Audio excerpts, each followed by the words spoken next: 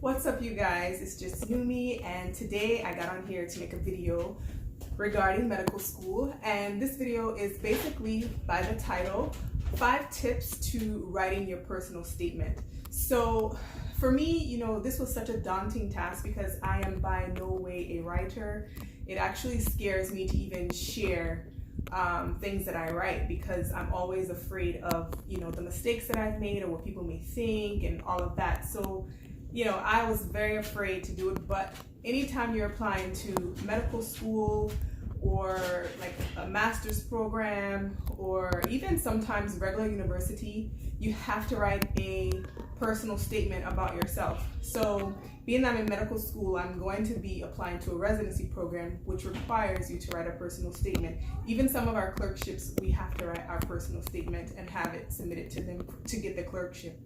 But anyway, for me, it was very different because, if you are following me, you know that I'm a non-traditional medical student. I started medical school much older, and I had a full career prior to going to medical school. I was a registered dietitian. I'm still a registered dietitian, but I am going to be a medical doctor. So that is why it's kind of different for me writing a personal statement, because I have a lot to say. And in a personal statement, you have to get to the point with, just one page of words, and that can be very, very hard.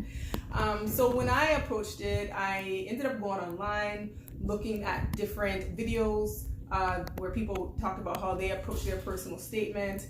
I did consider hiring a company to help me write my personal statement, but after talking to several people, program directors and some upperclassmen, I decided not to do that because I wanted to make sure, number one, it's very expensive to do that sometimes. They have some places that are not as expensive, but that's very subjective, right? So to me, anything that's greater than $100, I think that's expensive.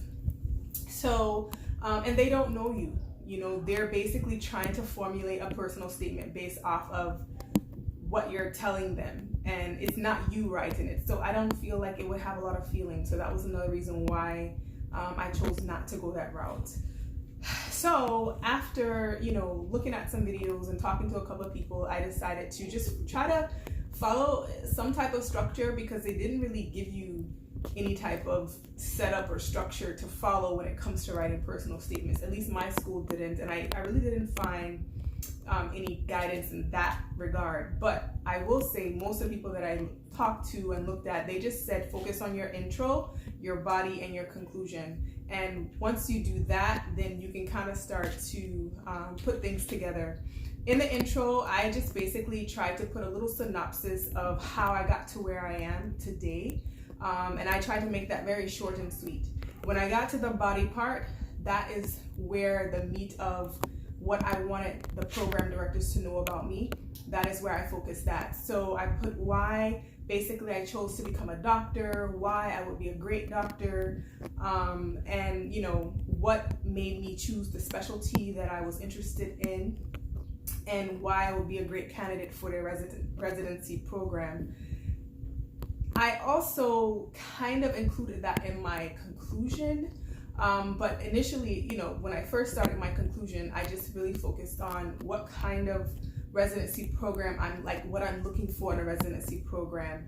And I talked about like different points that really geared me towards a residency program and why I would choose that residency program. And also I still kind of talked a little bit about why I would be a great candidate for their particular residency program. And that's basically what I did in my personal statement. So the 5 tips would be, number 1, keep your personal statement truthful. That is so important, Don't write someone else's, or don't take someone else's personal statement as your own. I actually know some people that did that, and it might have worked for them, but I just don't think that is a good practice. So try to make sure that you keep your personal statement truthful. Number 2, write down whatever comes to your mind, whether it be positive or negative. Try to stick to the more positive points, but if there is something negative that that has kind of made you who you are because you turned that negative into a positive, I would even talk about that in my personal statement, because that shows growth and that is good. So I would say that don't be afraid to write down anything that comes to your mind that is going to help you formulate like the sentence structures of what you want to have in your personal statement. Remember, these are drafts, right? So you're just not going to get it the first time. You may have to write more than one time. So that's why it's important just to kind of like, brainstorm ideas of how you want to write things down. Number 3, you want to answer the questions why. Why do you want to be a doctor? Why would you be a good doctor or a great doctor? And what made you choose the specialty that you're choosing? Number 4, I wrote them down, so I'm looking.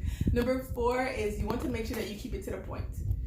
I have a tendency to go off on tangents. And so what I have decided to do, hence why I have notes while I'm doing this video, is to try to make sure I'm writing things down in like a list type of format where I'm able to follow through and not go off on tangents, because then, a lot of times it's things that are not even important and it will lose people and people won't really want to read your personal statement. So that's why it's important to keep things to the point.